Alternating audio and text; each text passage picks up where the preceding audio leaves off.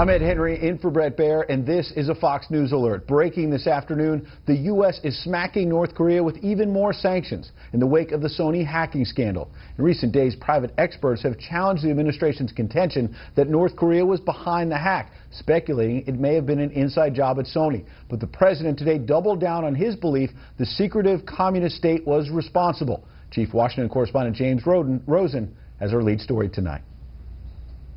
President Obama's executive order empowers the Treasury Department to broaden U.S. sanctions against North Korea's already heavily sanctioned intelligence apparatus and arms dealing network, as well as key regime officials stationed in China, Iran, and Syria. This is kind of a new moment in history where we're singling out the state sponsor of an attack on an American entity, and I think almost less interesting than what it says about the situation with North Korea is that it says something very interesting about the future of diplomacy and conflict. This executive order, said White House Press Secretary Josh Earnest, is a response to the government of North Korea's ongoing, provocative, destabilizing, and repressive actions and policies, particularly its destructive and coercive cyber attack on Sony Pictures Entertainment.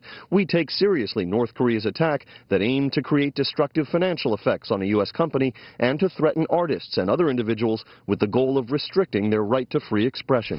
Hello, everybody. Asked 2 weeks ago whether he was considering more sanctions on Pyongyang, President Obama refused to say. We have been working up a range of options. They will be presented to me. Katy Perry? I've never heard this before in my life. I love Katy Perry. It was on December 19 that the FBI first alleged that North Korea hacked Sony Pictures to retaliate for the studio's dark comedy The Interview, which envisions the assassination of North Korean dictator Kim Jong-un. This week, however, a California-based cybersecurity firm, Norse, briefed the FBI on evidence suggesting that ex-Sony employees may have been culpable, prompting the FBI to double down in a statement saying attribution to North Korea is based on intelligence from the FBI, the U.S. intelligence community, the Department of Homeland Security, foreign partners, and the private sector. There is no credible information to indicate that any other individual is responsible for this cyber incident. The malware that was placed on those systems was specifically designed to, steal a significant amount of data. They knew where the servers were at. They knew what they needed to destroy. The White House pointedly noted that the president's sanctions order was, quote, the first aspect of our response to the hack attack on Sony. That's the closest the administration has come to saying flat out that the U.S. played no role in the repeated outages suffered this past week by the North Korean internet, such as it is, Ed. James, does today's action give us any sort of clue about where the administration might be on the big question everyone's been wondering, will North Korea be put back on the list of state sponsors of terror? Well, Secretary of State Kerry has been asked to conduct a 6-month review of whether or not North Korea should, in fact, be relisted, if you will.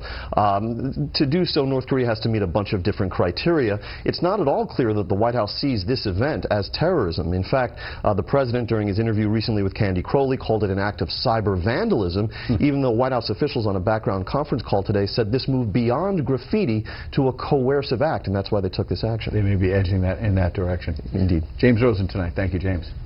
From a JV squad to a generational threat, as 2015 begins, the terror group ISIS is drawing the U.S. into an expanded engagement in Iraq.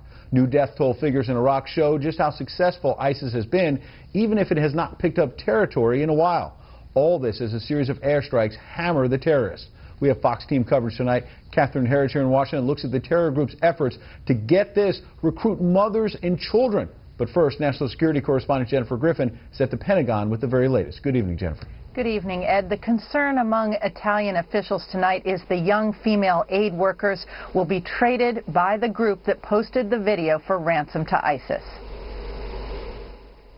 The 24-second video was posted on New Year's Eve. It shows 2 young Italian female volunteers in their 20s kidnapped last summer in Syria by Islamists and now believed held by the al-Qaeda-linked Nusra Front. The young women's captors say they were snatched to protest Italian involvement in the U.S.-led anti-ISIS coalition. CENTCOM reports 23 airstrikes in the past 24 hours, 12 in Syria and 11 in Iraq. The fact is the airstrikes have had some significant impact on ISIS. They haven't taken any new territory in months. Meantime, the 300 U.S. troops stationed at an airbase in Anbar province have found themselves closer to combat amidst reports of increasing mortar and artillery attacks on their base. The former NATO Supreme Allied Commander indicated the U.S. is likely to double the number of U.S. troops in Iraq. I would guess by spring we'll be making decisions probably to increase the number of troops. I'd say for a truly effective campaign we'll need probably 6,000 or so U.S. Special Forces advisors, mentors, trainers. New images show Iraqi forces retaking from ISIS part of a key province halfway between Baghdad and Tikrit. Iraq's prime minister toured the area. We are determined to dismiss the last ISIS militant from the territories of Iraq. Meantime, a top Iraqi general warned today in an interview with the AP, Iraq's military may not be strong enough to defeat the terror group. He says Iraqi forces lack weapons, equipment, and soldiers who are prepared to fight.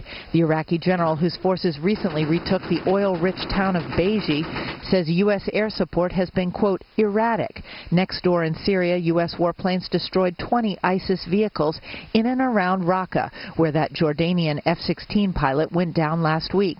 And one of the 13 airstrikes in Kobani on the Turkish border killed a Saudi professor known as the spiritual leader of ISIS.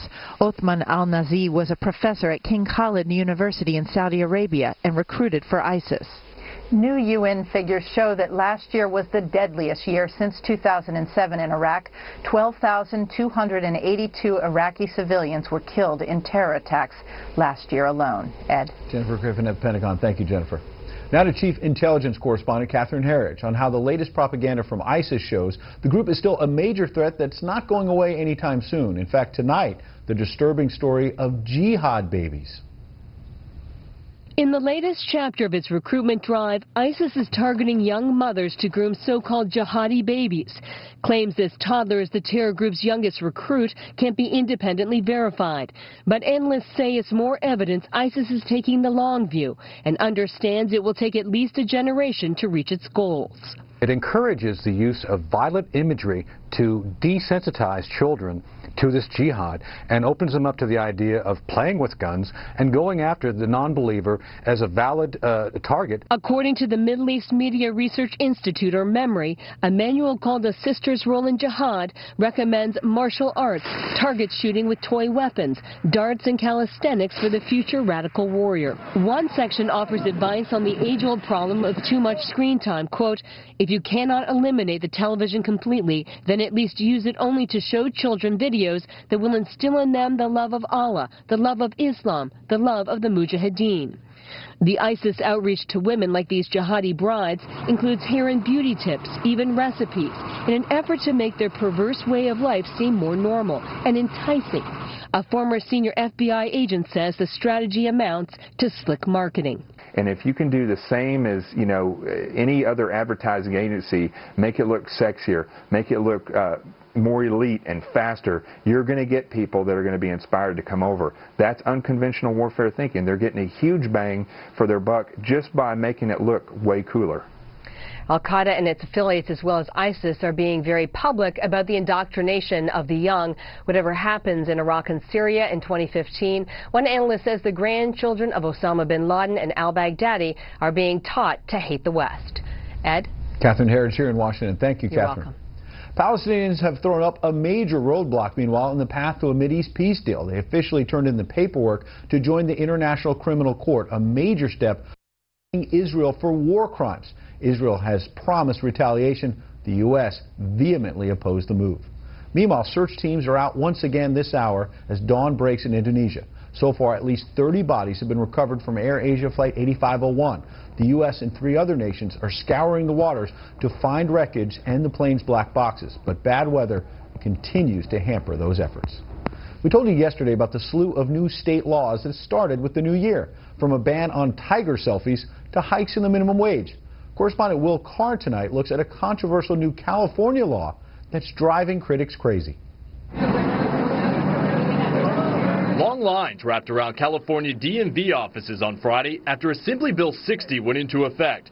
The new law allows immigrants, regardless of legal status, to get driver's licenses. Washington, listen. We, the people of California, have redefined what it is to be an American. California becomes the 10th state to offer immigrants driver's licenses and estimates 1.5 million illegal residents are now eligible. We were waiting for a long time to happen, and then now happen. You know, we are very happy. I'm not going to be afraid of driving without license. Like when a cop pulls behind me, and I'm going to be watching my shoulders now. To obtain a license, immigrants must provide a passport, consular ID, or a birth certificate. If they don't have those forms of ID, there are other documents they can provide. They also have to submit a thumbprint, pass written and driving tests, and purchase insurance. Critics are still skeptical. To what end are we doing this? Is this actually going to improve the lives of Californians by doing this? And I'm not entirely sure that that's the case. Those in favor of the law argue it will make California's roads safer. I don't think we're rewarding them. I think we're giving them a responsibility, that we're encumbering them with the same responsibilities that we have, which is to be physically capable of driving, to pass the written exam, and to have insurance. The licenses look different, showing that they're for driving only and cannot be used for federal purposes like boarding a plane. But opponents across the country point to cases of fraud in states that already allow immigrant licenses. This is a real boon for criminals who want to reinvent themselves, as you say, and get a driver's license to have sort of a new legitimacy. The California DMV has hired 1,000 new employees and opened 4 new locations to help with the rush. They also believe that it could cost the state $220 million to issue the licenses, but believe they'll recover $50 million in fees. Ed. Will Carr tonight in L.A. Thank you, Will. Up next, our wallets may be a bit fatter thanks to those lower gas prices, but is it too good to be true? But first, here's what some of our Fox affiliates all around the country are covering tonight. WNYW has a Brooklyn man arrested on Long Island after a low-speed chase in a street sweeper after a 5-minute pursuit. Police arrested 48-year-old Jerry Mitchell. He was charged with aggravated DWI, among other charges. Not exactly a surprise, drinking was involved. Fox 8 in Cleveland is covering a triple celebration. Baby Autumn Stover, born on New Year's Day, shares her birthday with both her mother and father. It's like hitting the trifecta. The odds of a child being born on both parents' birthday are 1 in 48 million. And this is a live look at Boston from WFXT. The big story there tonight is the morning closure of I-93 after a pair of multi-car crashes in Ashland, New Hampshire. Snow caused the pileups that involved about 3 dozen cars, SUVs, and trucks. There were injuries, though none life-threatening. That's tonight's live look outside the Beltway from Special Report. We'll be right back with a lot more news.